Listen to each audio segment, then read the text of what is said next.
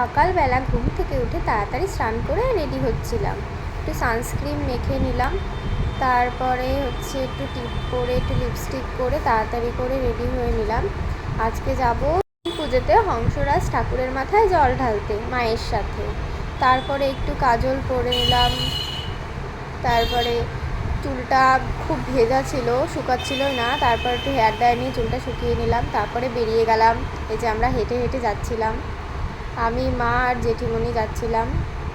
তারপর কাকুর সাথে রাস্তায় দেখা হয়, আমি গাড়িতে করে যাচ্ছিলাম, লাইন দিচ্ছিলাম, প্রচণ্ড ভিড় হয় এখানে। এই যে লাইন শেষই হচ্ছে না, প্রচুর লাইন এখানে, ভেতরে খুব ভিড়। ঠাকুর এই যে একটু একটু দেখা যাচ্ছে, হংসরাজ ঠাকুর। তারপরে এখানে এই যে পুজো শেষে এখানে বাতাস আলুর দিচ্ছিল, তারপর সবাই কুড়াচ্ছিল এখানে। তারপর পাশে একটা সুন্দর রাধাকৃষ্ণের মন্দির, এখানেও ধূপকাঠি দেখিয়েছি। তারপর আমরা গাড়ি করে বাড়ি চলে যাচ্ছি, টাটা।